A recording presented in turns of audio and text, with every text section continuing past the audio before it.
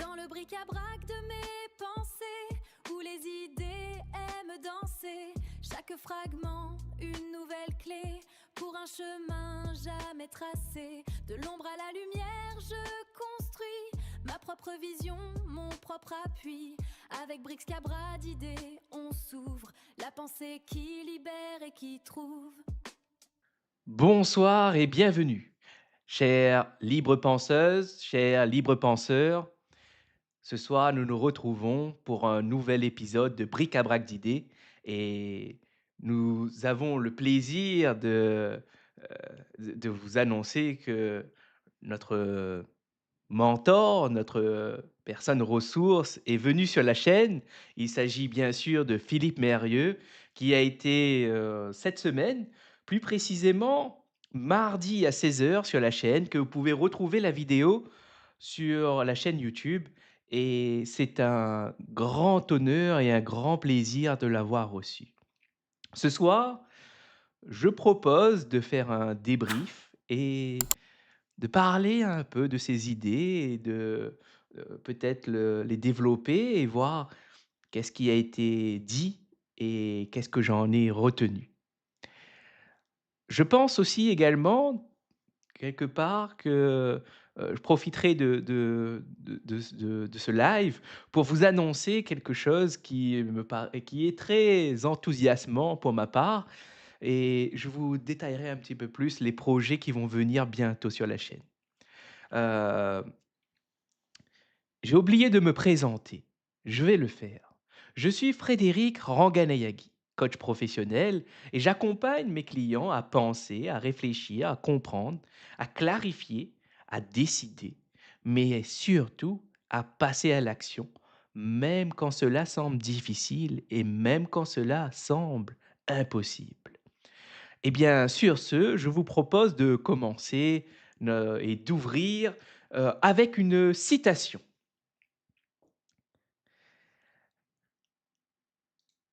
C'est parti. Alors, quoi de mieux que de cette situation pour représenter la venue de Philippe Mérieux qui est: «Quand l'élève est prêt, le maître apparaît».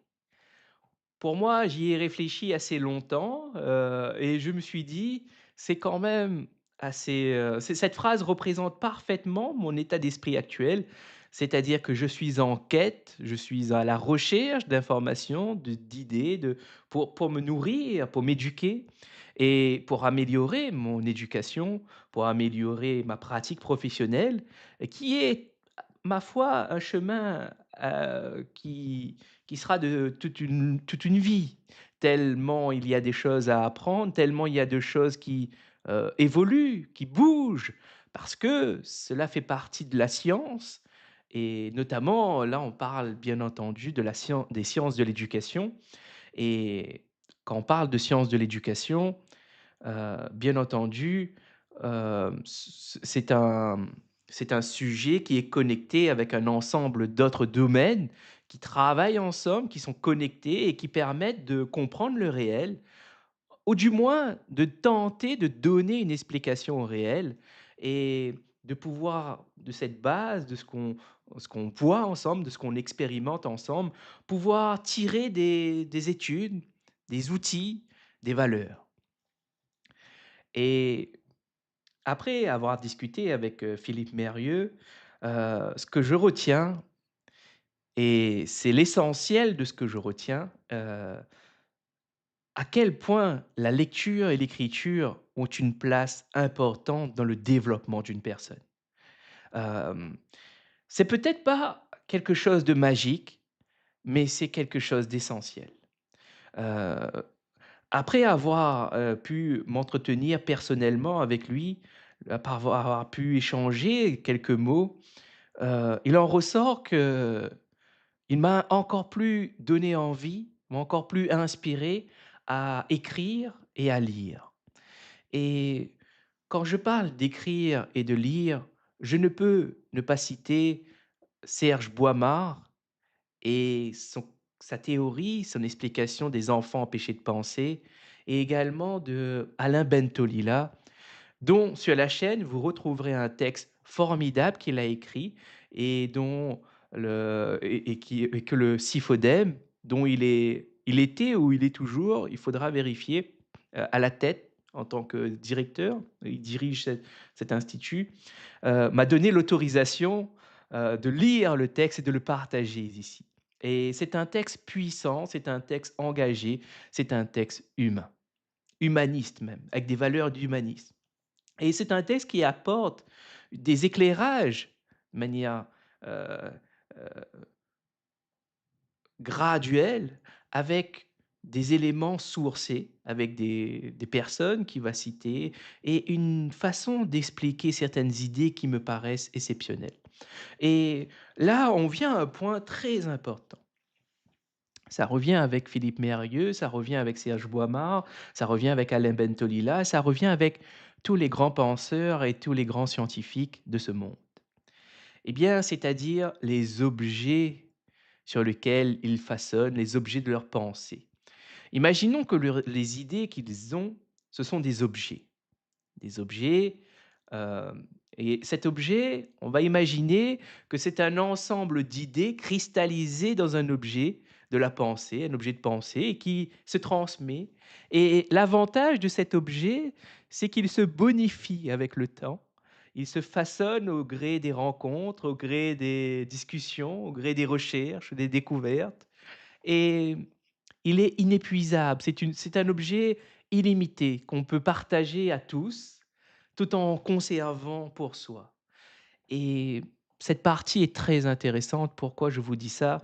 Parce que je me suis rendu compte encore plus, je le savais, mais quand on conscientise, quand on comprend, savoir et comprendre, c'est 2 choses différentes et appliquer, c'est encore quelque chose de différent. Alors, hem, ici, prendre, créer un objet dont on a fait des efforts, on l'a façonné pour pouvoir le présenter au monde, présenter à l'autre, pour qu'il ne fait pas d'efforts pour comprendre votre idée, il fait des efforts pour prendre votre objet et le situer dans son monde à lui, dans ses représentations à lui et pouvoir l'utiliser immédiatement, sans avoir besoin de faire beaucoup d'efforts pour comprendre ce que vous voulez dire. Eh bien, c'est ça que je retiens chez Philippe Mérieux. Cette, rigueur, cette, cette énergie déployée pour l'autre, au service de l'autre, mais aussi à soi.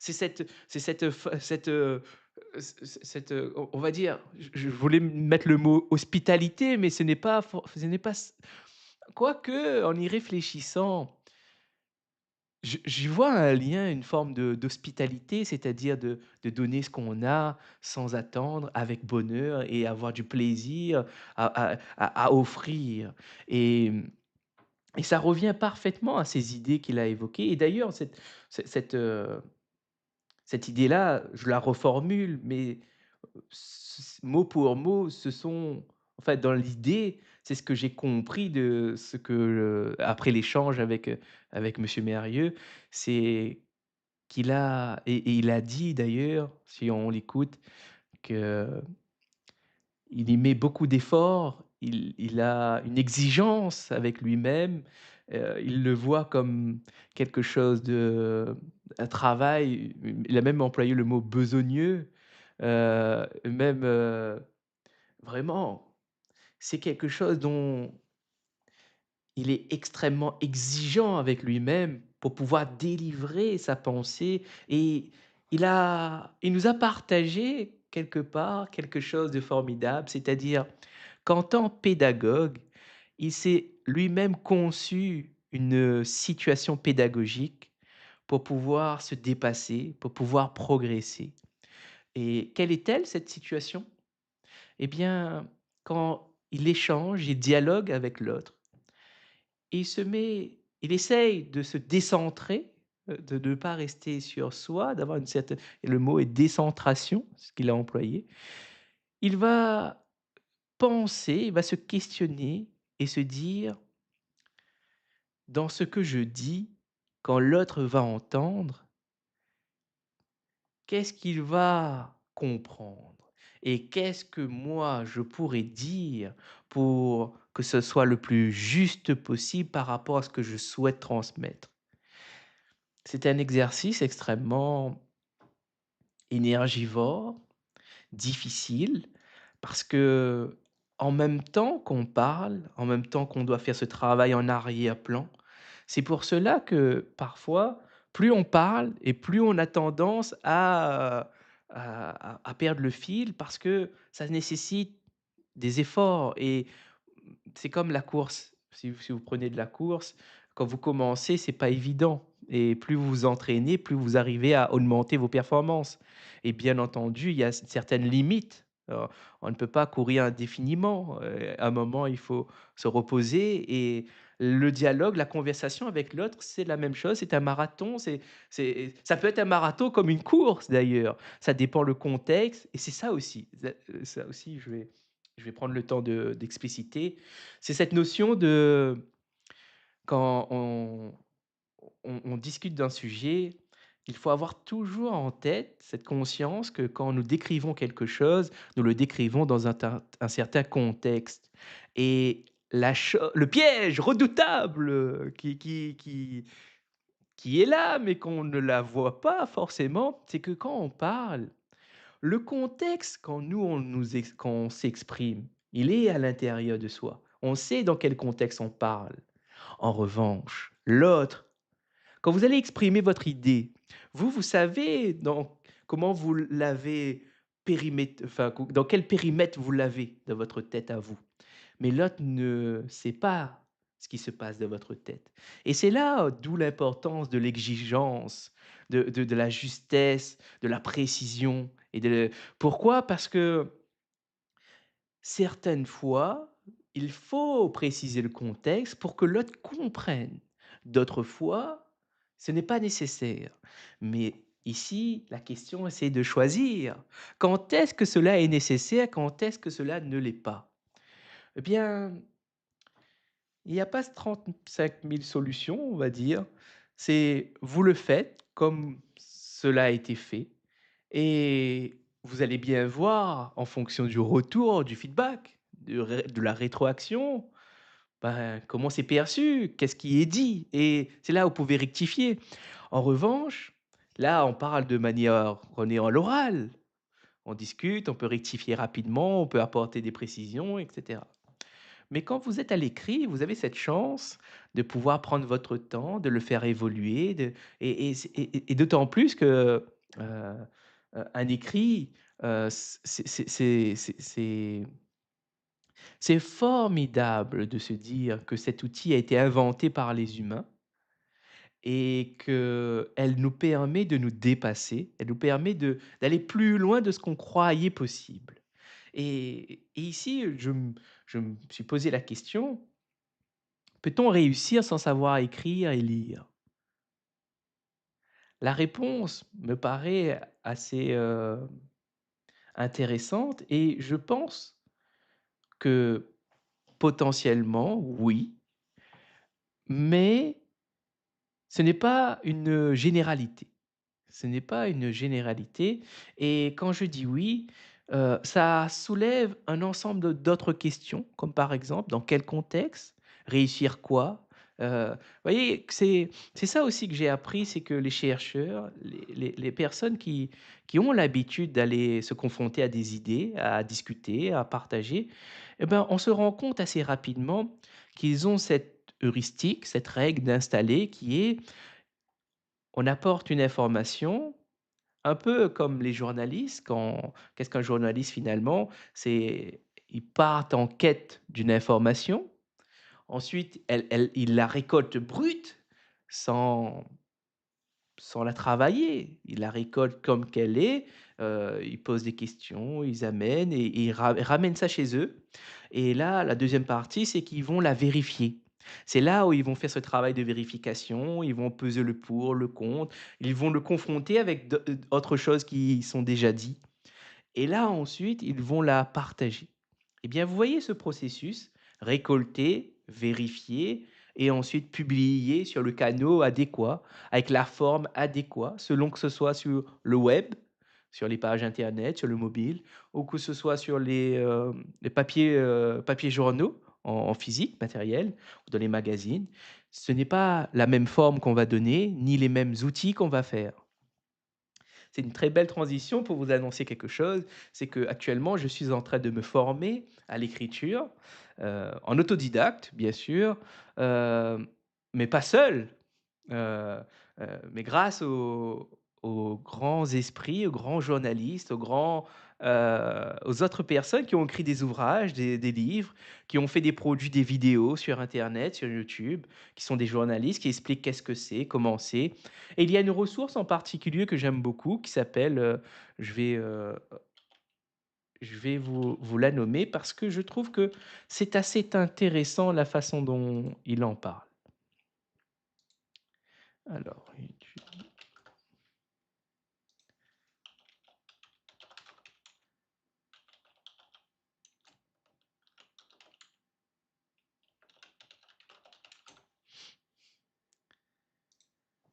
Alors, ça s'appelle Caro.me.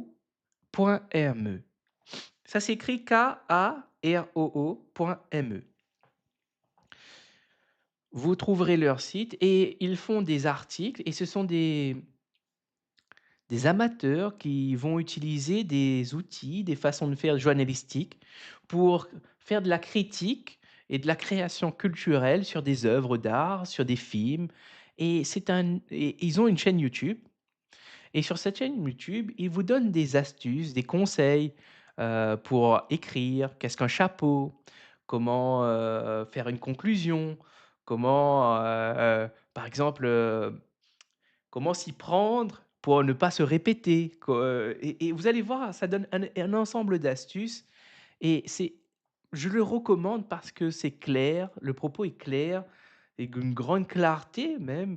On sent une volonté de transmettre quelque chose de pratique, d'essentiel et on va droit au but avec c'est une pédagogie vraiment, adaptée aux débutants et c'est pour moi, c'est une bonne ressource que je tenais à partager. Je mettrai d'ailleurs le lien en description. Maintenant que cela est dit, pourquoi je vous parle de cela? En fait, c'est très simple, c'est parce que bientôt, je vais me mettre à faire des chroniques. Ça fait des années que je récolte des données, ça fait des années que je récolte des objets de ma pensée et je dois dire que maintenant, il est temps de montrer, de vous présenter qu'est-ce qui se passe dans ma tête. Comment j'associe ces idées? Qu'est-ce que cela me fait penser? Et pourquoi c'est intéressant? Parce que, dites-vous bien, si vous accumulez du savoir et que cela ne sert à personne, alors à quoi bon? À quoi bon le faire? Moi, personnellement, je vois pas l'intérêt.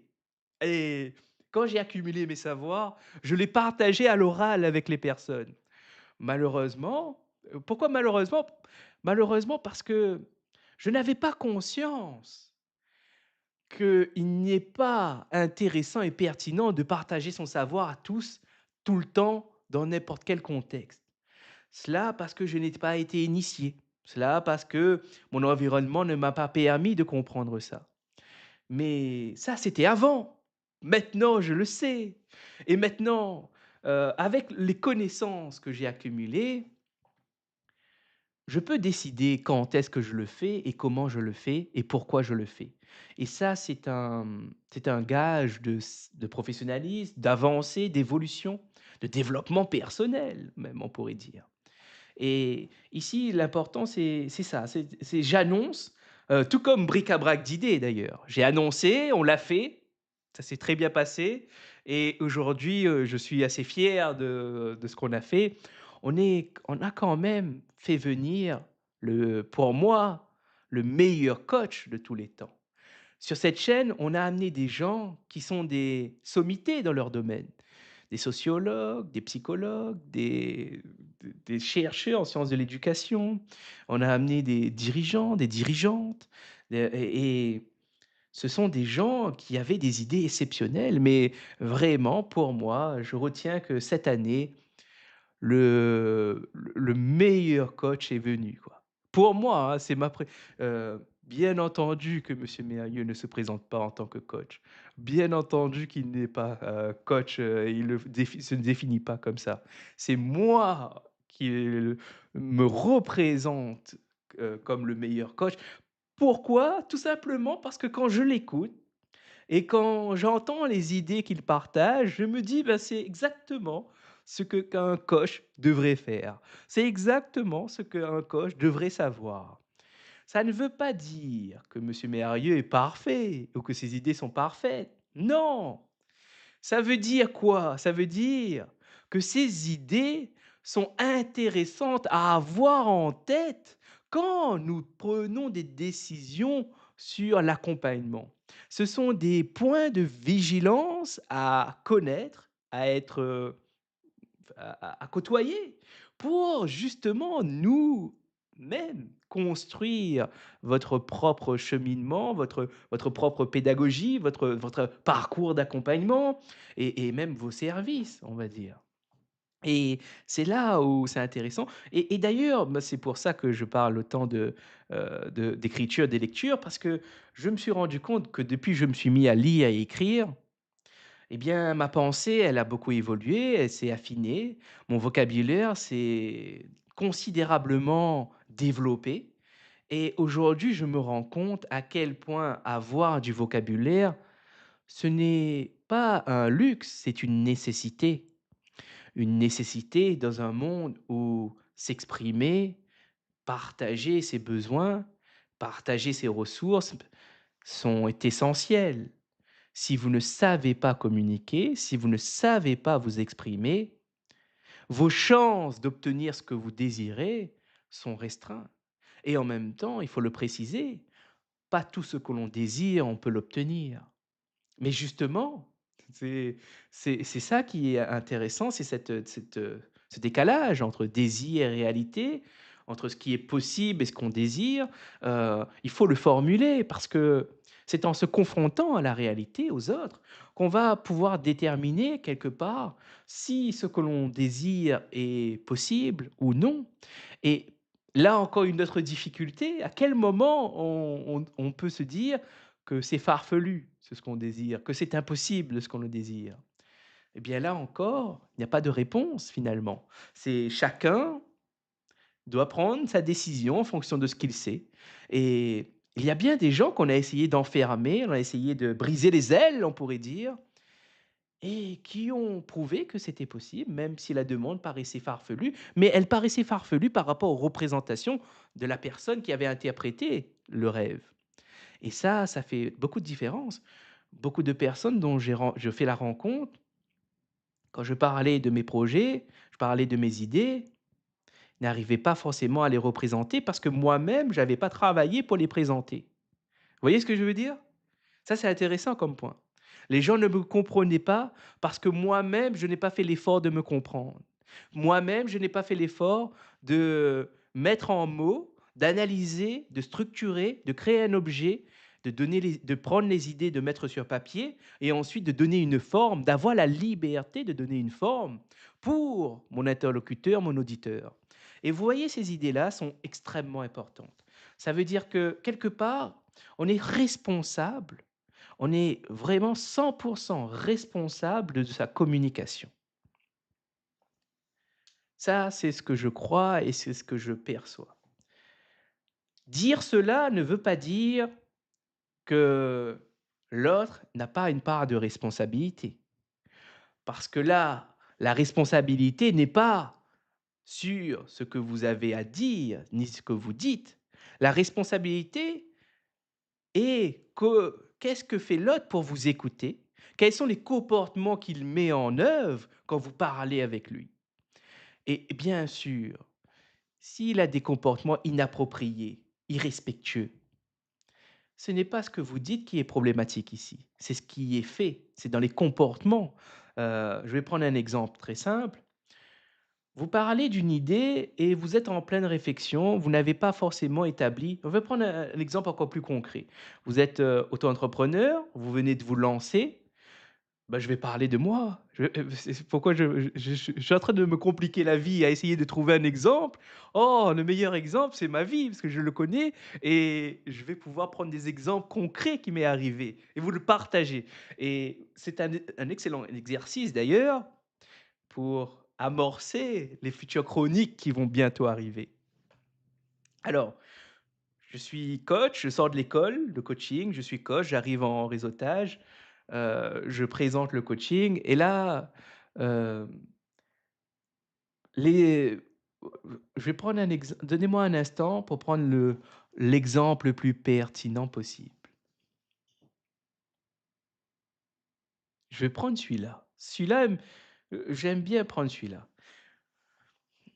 Je fais je vais dans dans un réseautage, on a une conférence à faire, on fait la conférence, là, on présente le coaching. Il se trouve que parmi le public, il y a également une personne qui est coach, et qui fait de la recherche et qui a une école de co enfin, oui, une école de coaching et qui est assez reconnue d'ailleurs et là, on discute et quand faut bien prendre le contexte. Contexte, c'est quoi? C'est moi, jeune coach qui vient de sortir de l'école, qui est en train de définir. Je suis encore au début, je ne savais pas encore exactement ce que c'était que le coaching, ni comment c'était. Je reprenais les éléments de langage, les éléments de définition qu'on m'a transmis dans ma formation et qui aujourd'hui d'ailleurs, pour moi, voilà, je ne me reconnais pas là, dans cela. Ce n'est pas une définition que je trouve, honorable ou que j'ai envie de partager. Voilà, c'est ça que je veux dire. C'est important de préciser. L'autre personne en face, c'est quelqu'un qui a de l'expérience, qui forme des élèves au coaching professionnel dans un niveau, heu supérieur. C'est-à-dire quand je dis supérieur, c'est-à-dire, hem, c'est un titre reconnu à, bac+5. Heu, du coup, c'est quelque chose, c'est enfin, on peut dire, c'est des hautes études, hem et elles font de la recherche et là, vous vous rendez bien compte la différence, il faut bien montrer cette différence. C'est-à-dire en termes d'expérience, en termes de savoir et moi qui est jeune, qui est inexpérimenté, débutant, qui est là. Je fais ma conférence, on discute et j'étais accompagné de Mélanie d'ailleurs. On discute et là, bon, quand on discute, Mélanie, elle n'est pas entrée dans la discussion. C'est moi seul qui discute et là, tout comme, tout débutant, on est maladroit, on se cherche. On est en train de réfléchir, on expose, on se confronte et là, finalement, avec le temps qui est passé, je me rends compte d'une chose. Un, qu'est-ce qu'un mentor? Qu'est-ce qu'un pédagogue? Qu'est-ce qu'un coach? Et et tout cela, c'est important de le définir parce que dans cette, relation, comme je vous ai dit, qui est asymétrique, on peut pas se mettre sur le même pied d'égalité. Il y a un écart, il y a un monde qui nous sépare en termes d'expérience, en termes de connaissances. C'est évident et il faut le reconnaître. Ne pas reconnaître cela, c'est passer à côté, c'est se voiler la face et manquer de lucidité. Et là, quand on discute, j'expose ma définition de scolaire, on va dire, que j'ai reçue, les éléments de définition et cetera. Et là, et elle m'explique ce que c'est que pour elle le coaching et comment ça se déroule, comment ça se passe, elle me questionne. Et là, je suis assez surpris, frappé, on va dire, parce qu'il n'y a pas de différence. C'est-à-dire, nous sommes j'ai fait une école, elle a son école et le programme me paraît extrêmement semblable. C'est-à-dire la définition est extrêmement pertinente, c'est-à-dire enfin proche, pour pas dire la même, les valeurs qui en découlent sont les mêmes, la façon, la pédagogie qui est fait, c'est la même. Je me dis quand même: «OK, ben, il n'y a pas forcément de différence» et là, qu'est-ce que je dois me dire? Et ben, je me suis dit: «Ah ben c'est super intéressant, mais à votre avis, est-ce que cet échange s'est bien déroulé ou s'est déroulé et ça s'est arrêté, ça n'a rien donné?» Eh bien, figurez-vous que ça n'a rien donné, que l'échange a été avorté, assez rapidement d'ailleurs, heu, Parce que, on a affaire à un enfin, quelque part, les chercheurs pédagogues, professeurs aussi également, chercheurs et moi, je suis comme un étudiant, comme quelqu'un qui est en train d'apprendre et cetera et je me dis, aujourd'hui, quand j'analyse, je me dis: «Mais c'est incroyable de se dire que ça s'est passé comme cela». Parce que si on maintenant quand moi je sais les principes des sciences de l'éducation, quand moi je sais ce que c'est d'être un débutant, qu'est-ce que c'est d'exprimer, de ne pas enfermer quelqu'un dans son expression primaire, dans son expression brouillonne, heu, on se rend bien compte que les gens peuvent être maladroits et arriver à comprendre ça, c'est pouvoir, poser des questions qui permettent à l'autre de pouvoir s'émanciper, de sortir de cette condition de brouillonne et pourquoi pas s'engager dans un processus de réflexion et d'écriture, de lecture et d'ouvrir les possibilités. Or, ça n'a pas été le cas. Pourquoi? Parce que il n'y a pas eu de question qui libère. Qu'est-ce qu'une question qui libère? Une question qui libère, c'est une question qui montre qu'on a compris où se situe la personne avec lucidité et qu'on amène une question qui lui permet de passer à l'étape suivante. Et ce n'est pas le type de question comme: «Quel serait ton prochain pas?»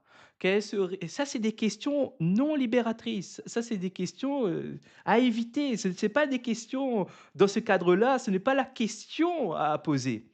Et vous savez, moi, avec mon niveau actuel, j'arrive à analyser ça et me dire: «Beh, voilà d'autres questions alternatives». Quelles questions elle aurait pu poser? Ou, quand une personne quand on comprend le contexte, quand on comprend où elle se situe, bien, on pourrait dire: avec qui avez-vous, présenté votre définition?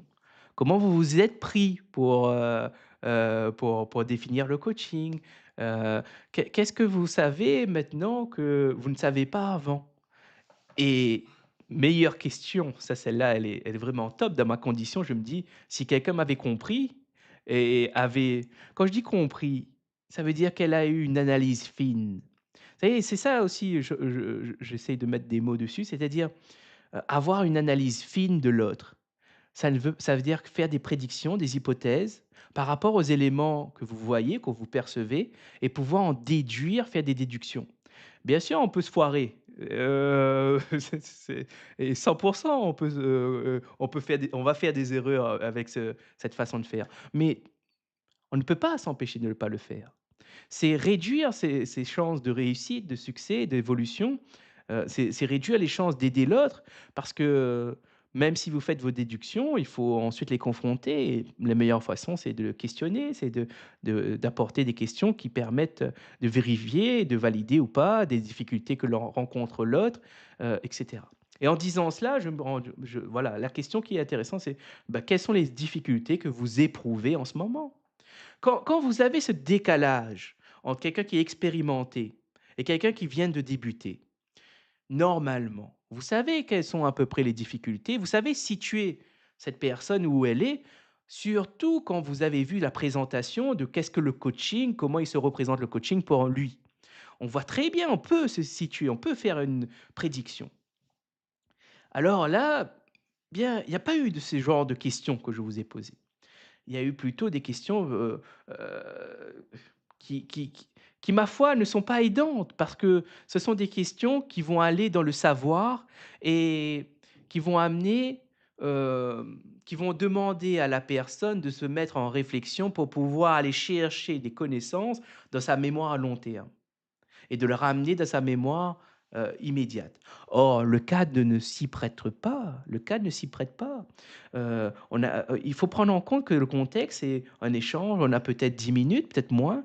Aller questionner sur des sujets précis comme celui-ci nécessite un temps de réflexion et or, dans ces moments-là, ce n'est pas le but. Dans ces moments-là, c'est rencontrer, faire connaissance, situer et peut-être, comme le dit Philippe Mérieux: «J'ai des besoins, j'ai des ressources, l'autre a des besoins, a des ressources» et voir est-ce qu'il y a possibilité de se nourrir ou se co-nourrir ensemble et de pouvoir grandir. Et vous voyez ça, ces notions-là, je pense qu'ils sont ils sont vraiment nécessaires à enseigner à ces professionnels de l'accompagnement, heu et surtout à ces chercheurs de qu'est-ce que cela signifie quand on fait de la recherche? Quand on fait de la recherche, on fait pas de la recherche pour faire de la recherche, on fait de la recherche pour vulgariser. Vulgariser, c'est quoi? C'est rendre accessible, c'est transmettre des informations, on va dire spécialisées, à des personnes non spécialistes. Quelque part, moi, à ce moment-là, je ne suis pas un spécialiste. Je suis quelqu'un de non spécialiste. Et la personne, c'est quelqu'un qui est expérimenté, qui fait de la recherche dans ce domaine du coaching. Et du coup, on comprend bien. Et c'est là où c'est important de. Pourquoi je prends le temps d'expliquer ces cas-là? Parce que il faut que je récupère toutes ces expériences que j'ai eues et que je le transforme pour en faire des opportunités de croissance et que je les partage aux autres de un, pourquoi? Un, ça va vous montrer ma capacité d'analyse. Ça va vous montrer ma capacité de m'extraire d'un cadre et de pouvoir le transformer. Et de 2, peut-être ça vous donnera envie, vous aussi, à venir me voir pour analyser et comprendre ensemble certaines situations qui se répètent et que vous voulez changer les choses. Et aujourd'hui, c'est un peu maladroit, c'est un peu brouillon. On est dans le cadre du bric-à-brac. Et rappelez-vous, tout comme Mérieux, j'ai conçu cette situation pédagogique pour m'émanciper, pour me dépasser et pour m'améliorer, pour me transformer. Un coach qui ne sait pas se transformer soi et mettre en œuvre des choses pour se transformer soi aura beaucoup de difficultés à transformer les autres, à apporter du changement chez les autres. Pourquoi? Tout simplement parce que si on n'est pas capable de s'analyser soi, cela entraîne quelque part énormément de questions. Est-ce que quand vous allez essayer d'analyser d'autres situations, vous n'allez pas avoir certaines fenêtres, certains éléments qui vont vous empêcher d'avoir une forme de lucidité? Et ça, c'est très important de l'avoir en tête. Ça ne veut pas dire que vous avez obligation de tout le temps vous analyser, non. Mais ça voudrait dire que, en termes de pourcentage de réussite, quand vous savez faire pour vous, vous aurez beaucoup plus de chances, beaucoup plus le pourcentage augmente, ça veut dire que la performance va augmenter, pour faire pour les autres et pour créer pour les autres. Et je suis quand même aujourd'hui, assez encore un peu maladroit dans ma façon de m'exprimer, mais on ne doit pas m'enfermer dans ce que je dis à un moment T, on doit aller affiner et je ne peux pas attendre des autres qu'ils affinent pour moi. C'est à moi d'affiner pour les autres. Et c'est ce que je suis en train de vous montrer, c'est ce que je fais dans tous ces épisodes. Nous sommes déjà à 60 épisodes, nous sommes le 60e épisode. Bravo à nous, bravo aux invités, bravo à vous qui regardez et je vous remercie parce que vous êtes de plus en plus nombreux et nombreuses et ça fait plaisir et c'est que le début et vous allez de toute façon, cette vidéo va sûrement mal vieillir parce que, aujourd'hui nous sommes à je vais vous dire ce que c'est une forme de réussite pour moi. Ce que je fais ici, c'est une forme de c'est développer une audience, c'est faire reconnaître, valoriser son travail. C'est ça, bric-à-brac d'idées. Alors, attendez, hop.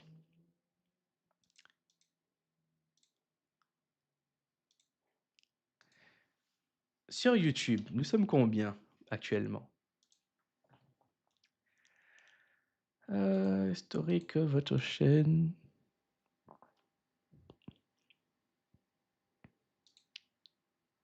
Alors, aujourd'hui, nous sommes actuellement à 128 abonnés.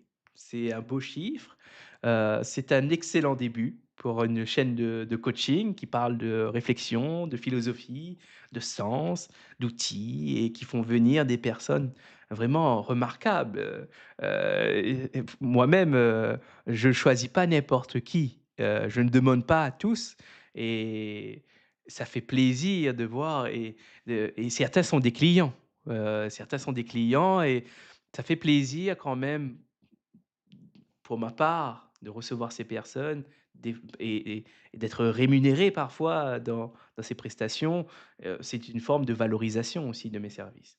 et ça, c'est vraiment plaisant. L'objectif, c'est de dépasser les 1000 abonnés dans les 3 à 4 mois qui viennent. Ça, c'est mon objectif. Comment je vais faire? Vous allez le voir et je vais mettre en place je suis en train de mettre en œuvre des stratégies pour justement, le secret, il y a pas de secret. Le secret est très simple, je vais vous le dire. C'est la lecture et l'écriture. C'est savoir écrire et savoir lire. Pourquoi, lire et écrire sont importants? Parce qu'on ne peut pas écrire si on ne lit pas et on ne peut pas lire, on ne peut pas comprendre des lectures si on n'écrit pas. Pourquoi? Parce que dès le moment où vous vous mettez à lire, où vous mettez à écrire, vous n'allez plus regarder les informations, les magazines, les discours, que ce soit commerciaux, que ce soit présidentiels, gouvernemental, politique, social, tout autre, mode de communication de la même manière. Pourquoi? Parce que vous allez vous apercevoir que tous utilisent ou engrangent des outils, des modèles d'outils qui sont déjà présents, que tout le monde utilise. Je vais vous en partager 2. Et vous allez essayer à votre tour de les reconnaître ensuite sur l'ensemble des chaînes que vous regardez. La première, vous l'avez déjà sûrement vue. En anglais, ça s'appelle la règle des 5 W. Mais en français, nous, on parle des QQO, CQOQP. À chaque fois, j'ai un QQO, QQOQCCP. Voilà. C'est le QQOQCCP. Quoi, qui, où, quand, comment, combien, pourquoi. C'est ce qu'on utilise dans les rapports de stage, c'est ce qu'on utilise pour ceux qui ont fait, par exemple ont un rapport à rendre, un rapport d'études, avec une étude client, un cas client à rendre, heu, vous allez l'utiliser pour structurer votre document et cet outil, elle vous permet de ne bah, une fois déjà de structurer, mais aussi de ne pas manquer l'information. Pourquoi cet outil il est important? C'est parce qu'il vous permet d'avoir, une sécurité supplémentaire, de ne pas passer à côté d'informations importantes dans la communication, de la transmission. Heu, Ça, c'est le premier outil que les journalistes utilisent, qu'ils le font dans la présentation de leur titre, dans le du chapeau, dans les légendes, tout y est. Essayez de voir et vous allez voir que, heu, c'est assez fascinant. Une fois qu'on sait, une fois que vous avez été initié à cela, vous ne pouvez voir que cela et vous comprenez les modèles, les schémas, les outils qu'ils ont associés entre eux parce qu'on n'utilise pas, de manière, comment dire?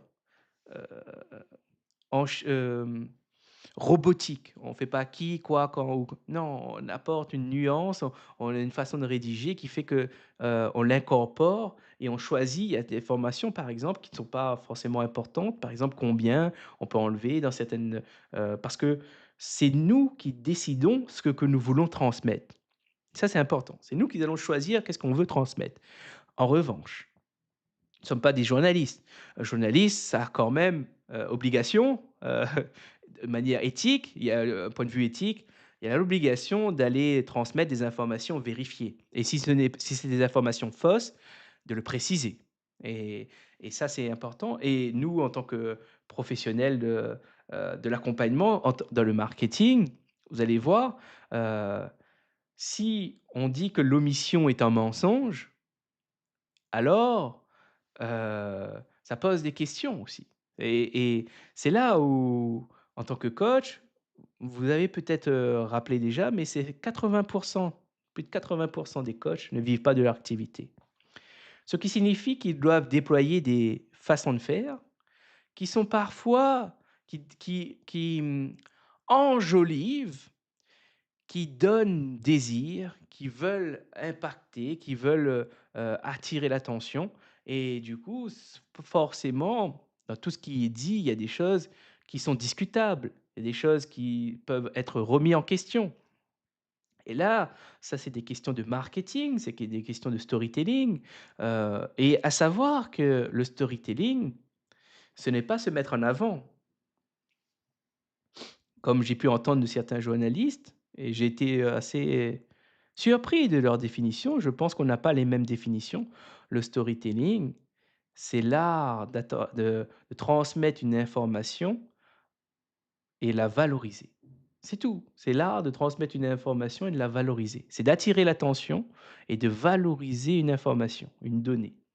Et bien entendu, certaines personnes vont mettre en avant leur parcours, vont mettre en avant leur méthode parce que bah, c'est une information qui attire, qui capte l'attention et qui va amener à ce que petit à petit, on arrive à faire adhérer, à faire accepter nos idées.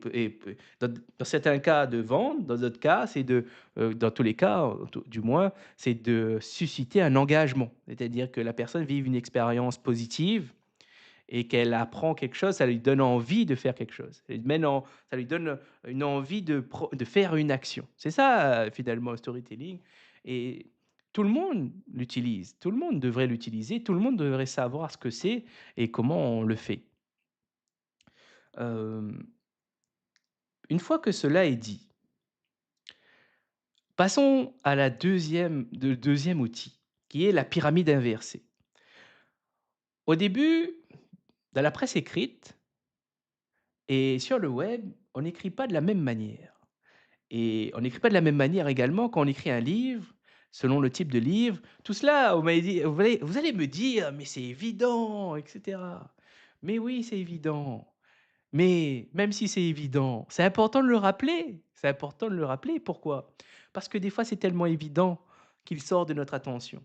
Et quand on va prendre des décisions, on n'a pas intégré ces informations de notre attention. Et là, on diminue nos chances, quelque part, de réussir ce qu'on voulait mettre en œuvre. On passe à côté d'informations essentielles pour une décision de qualité. Heu, heu, et ça, c'est très important. Et vous allez voir, peut-être que je me répète, mais à chaque fois, je vous dis: on augmente la chance ou on diminue la chance. Oui, parce que une autre chose qui m'a marqué avec monsieur Mérieux, c'est que il n'y a pas l'éducation, la pédagogie, il n'y a pas de pédagogie universelle. Il n'existe pas de pédagogie universelle, ni de méthode qui fonctionne pour tous et même pas parce que vous allez à l'école, tous peuvent réussir. Non, on fait tout pour. Et pourquoi? Parce que des fois, la méthode n'existe pas encore, il faut la créer, il faut l'adapter. C'est là où le métier d'éducateur est difficile parce que et là, il y a une ressource que je vais vous citer et elle vient de Mérieux. C'est hop,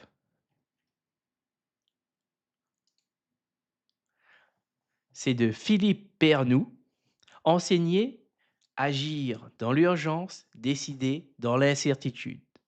C'est un ouvrage et c'est là où on se rend compte que le métier d'enseignant, c'est un métier d'expert et que, en fait, finalement, si on extrapole, on est tous des experts à notre niveau.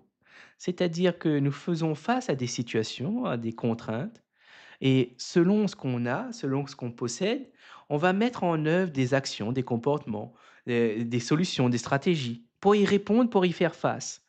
Il y en a des stratégies qui sont plus ou moins adaptées, pertinentes. Il y en a qui sont pas du tout pertinentes et le résultat à la fin n'est pas du tout satisfaisant. Heu, imaginez que vous avez, on va prendre un exemple assez farfelu. Imaginez que vous voulez gagner au million, vous voulez faire 1 000 000 d'euros et que pour faire 1 000 000 d'euros, il y a énormément de personnes qui l'ont déjà fait.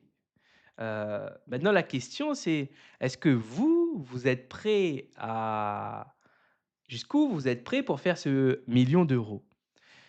Est-ce que vous êtes prêt à faire les sacrifices qu'il a fait? Est-ce que vous êtes prêt à aller dans le domaine qui permet, qui favorise ce million? Parce que bien sûr, pas tous les domaines sont sont intéressants pour si vous voulez faire de l'argent. Heu et ça, c'est des questions qui n'ont pas de réponse, universelle. C'est plutôt une question personnelle qu'on doit se poser.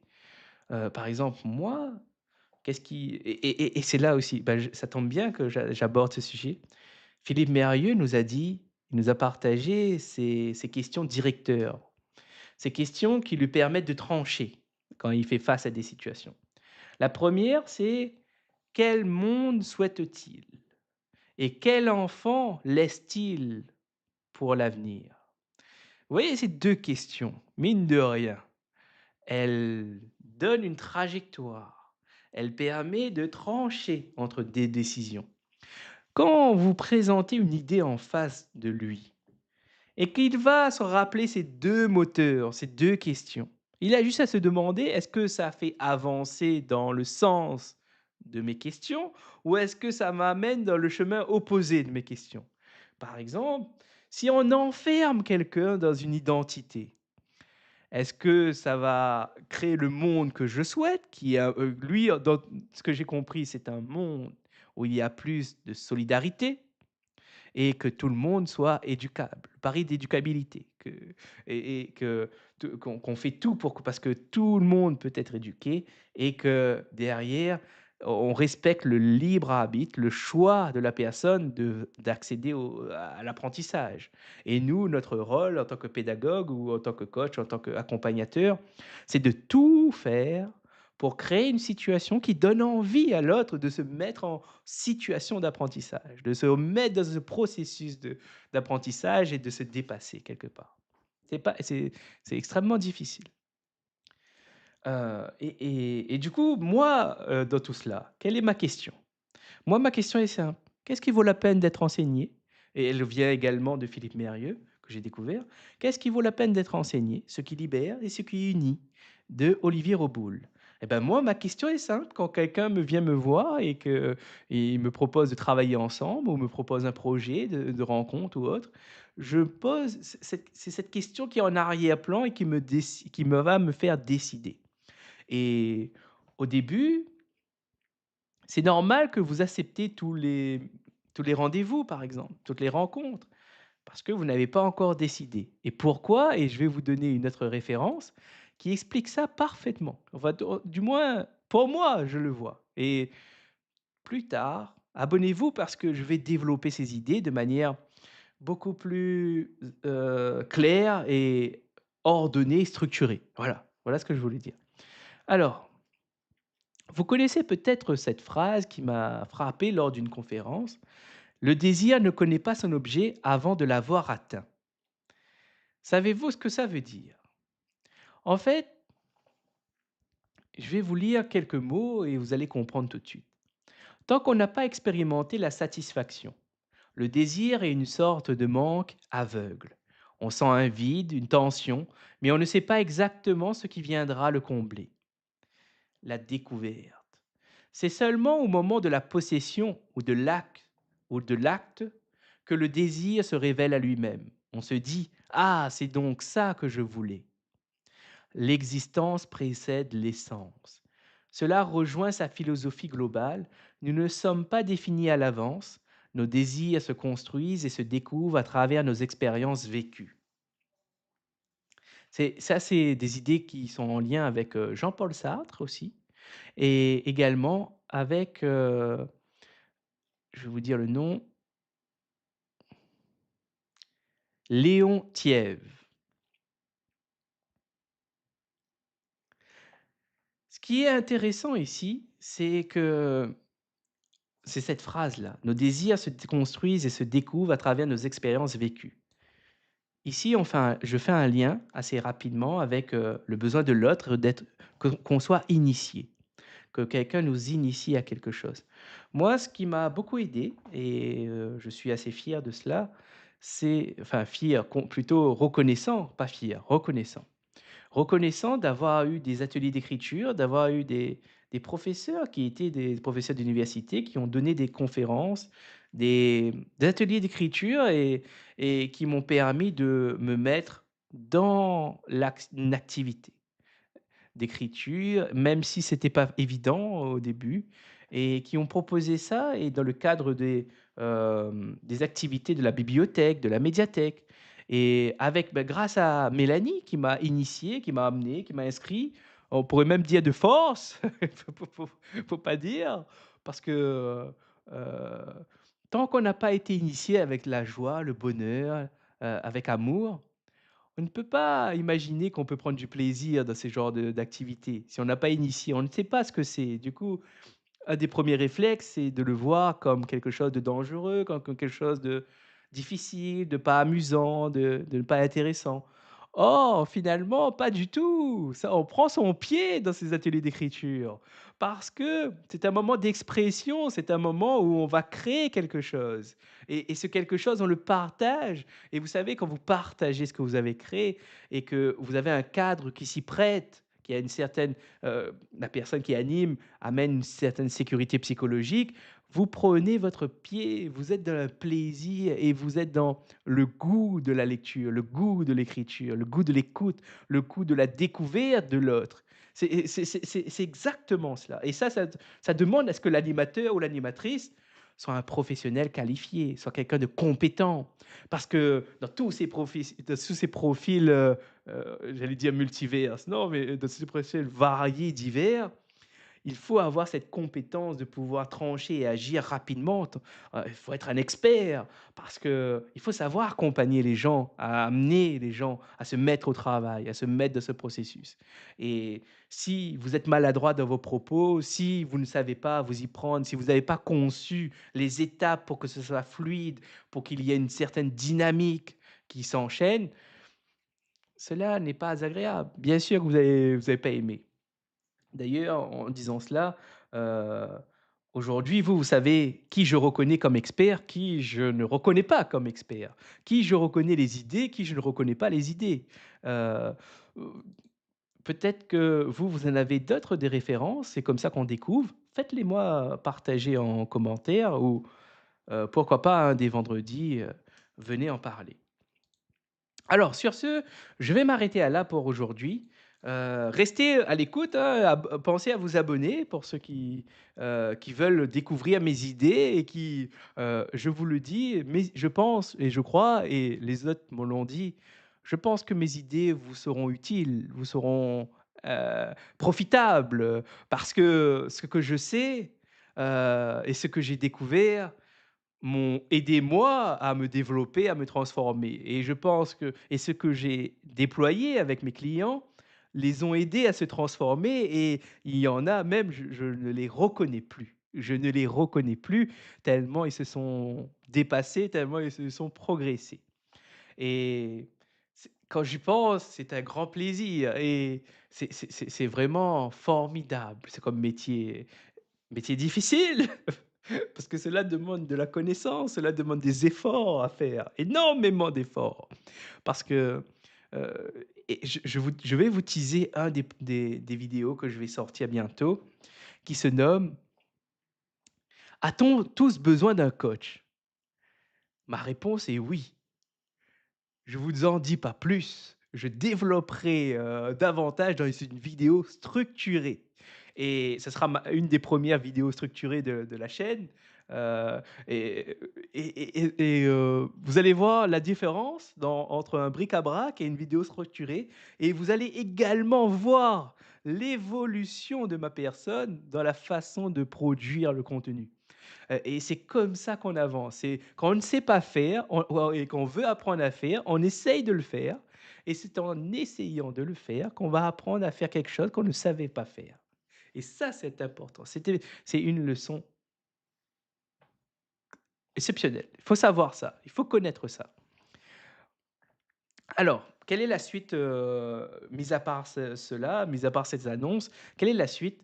Au programme vendredi prochain, nous avons un invité qui va nous parler de son ouvrage. Vous le savez peut-être déjà, il s'appelle Olivier My. Je n'ai pas lu le livre, mais il va venir sur la chaîne pour discuter des idées qui sont présentes dans le livre. Et d'ailleurs, je dois le dire, ma liste de lecture est tellement impressionnante aujourd'hui qu'elle ne finit jamais. Elle s'ajoute, elle s'ajoute, elle s'ajoute. Je n'aurai jamais le temps de lire tout ce que je veux lire. C'est quand même, et d'ailleurs, il y a des livres qui me nécessitent moins d'efforts. Par exemple, L'île mystérieuse, je suis déjà à 70 du livre. Je ferai une vidéo, prochainement pour, refaire tout le film de manière assez rapide en 45 minutes environ et vous donner mes impressions. En tout cas, là, je suis, assez surpris par comment ça se développe. En tout cas, j'ai hâte de voir comment ça va se terminer. Il y a énormément de rebondissements et il y a une façon d'écriture qui est assez plaisant, mais assez quand même laborieux quand même, hein. Parce qu'il y a beaucoup de descriptifs, de détails, mais je pense que c'est fait pour et c'est cet effet-là qui apporte cette apothéose ensuite quand l'action se déroule. Je pense que c'était calculé et voulu. Alors, comme je vous disais, Olivier My va venir nous parler de son livre, de son ouvrage, vendredi prochain dans Bric-à-brac d'idées. Alors soyez au rendez-vous et ensuite vous avez un live avec, Mélanie, samedi à 15 heures, comme tout et prochainement une vidéo qui va sortir sur soit ça sera j'ai dit ça comme soit ça sera à tous besoin à ton tous besoin d'un coach ou, une autre vidéo qui sortira. On verra, je verrai, ce que je fais. En tout cas, merci d'avoir été là, merci d'avoir été présent. Je vous souhaite un bon week-end, une bonne semaine, pour ceux qu'on ne voit plus. Profitez, il y a d'autres contenus qui sont en ligne, qui sont sortis d'ailleurs sur, la question dans les entreprises, quel est le gouffre financier caché? Quels sont les gouffres financiers cachés? Et c'est extrêmement très intéressant. Il y a également la vidéo avec Philippe Mérieux est sorti. Et sur ce, je vous souhaite une très bonne soirée et à très bientôt sur Au Centre de Coach.